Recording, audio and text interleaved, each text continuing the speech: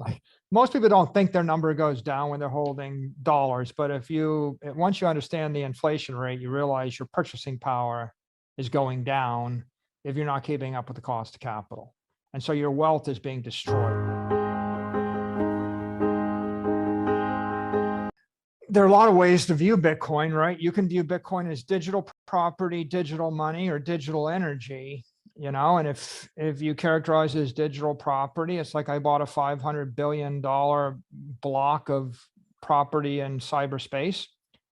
And if you characterize it as digital money, I basically bought $500 million worth of a currency that nobody can print any more of. And if you characterize this digital energy, what we did is took analog energy and we digitized it. And, if you had a megawatt of power and you sold that megawatt of power commercially at 11 cents a kilowatt hour, you'd have about $1 million worth of revenue. And if you took that megawatt of power and you mine Bitcoin with an S19 miner today, you'd have about $4 million of Bitcoin. But the difference is if I'm holding a megawatt of power as electrical energy, electricity, I'm going to lose 2%. How do you put it in a battery? Find me a battery that holds a megawatt of power. First of all, if you found one, it's got a 2% bleed rate a month or more. So you're going to lose 24% of your power in a year. The half-life of the power is at best 3 years. And if you move it, you have to move it on a power line. You can't move it more than 500 miles. You lose 6% of your energy at the end of the line every time you move it. So your transaction fee is high if you move it, and your inflation rate is high if you hold it. And on the other hand, if you convert it to digital energy, you could hold it on the network forever for no power loss. Someone just moved $2 billion of Bitcoin at 78 cents, right? You guys saw that? So you could move it from here to Tokyo across a satellite connection for 78 cents. So again, no cost to move it, no cost to hold it, no constraints on the storing of it. The half-life is forever. So when I look at Bitcoin, I think, let's just convert the balance sheet from analog money to digital money, or from something that's a depreciating asset to an appreciating asset. We did that, and we took the first bite at the apple August of last year, and then we did a Dutch auction to get permission, in essence, from our shareholders to reinvest the rest. And by the time we finished that, we had, in essence, we had bought back about $70 million worth of stock, 60 or 70, I forget.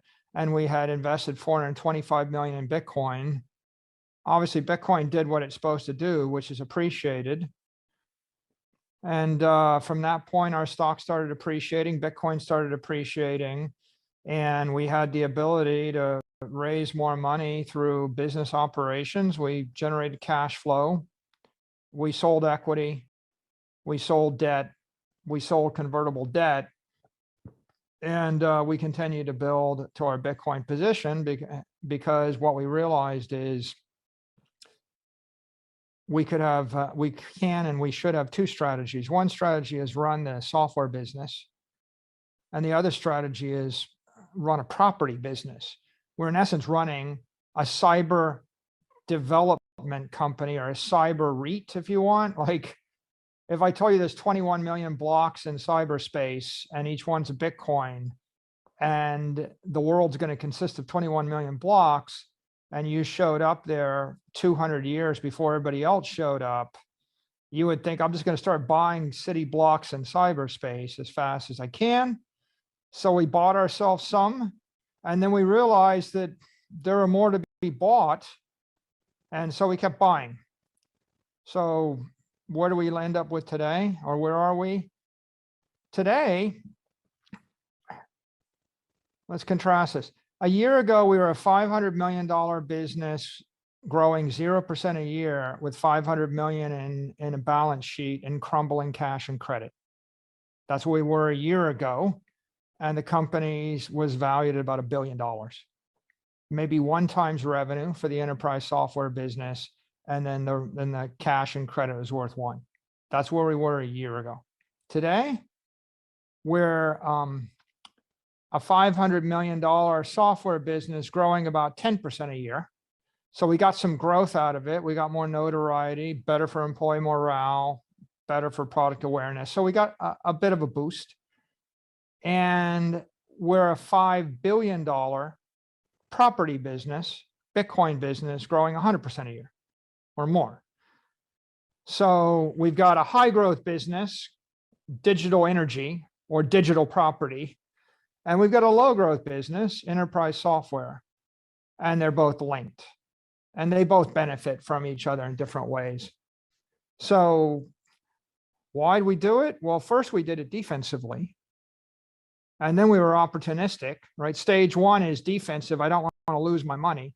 Stage 2 is opportunistic. I did it because I could. Stage 3 is strategic.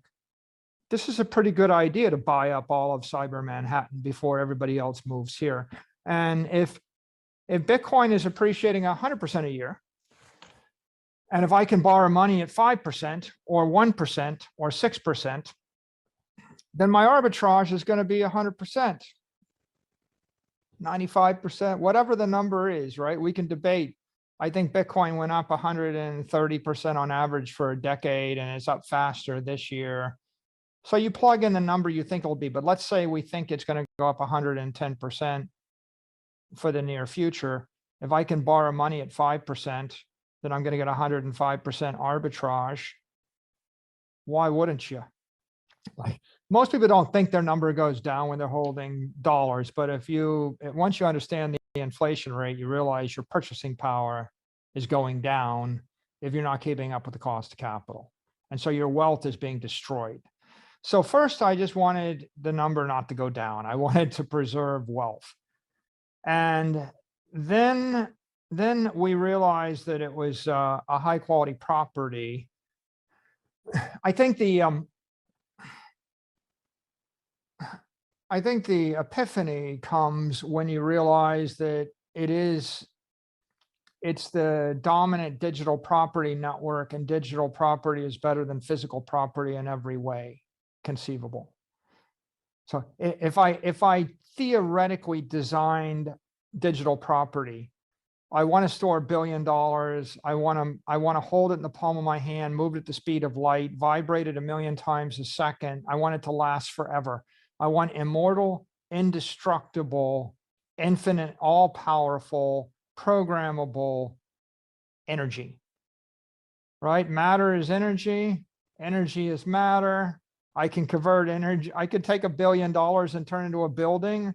I could, in theory, turn a building back into $1 billion. I can buy $1 billion worth of electricity. I could buy $1 billion worth of guns, whatever it is you want to do, right? That, money is ultimately monetary energy, and you can convert it into any kind of product or service or property. It's the apex.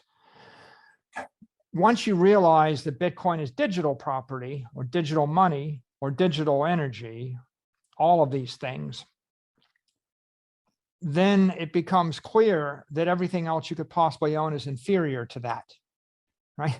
You would really never want to own anything other than pure digital energy, right? Like, why do you want to own a building, right?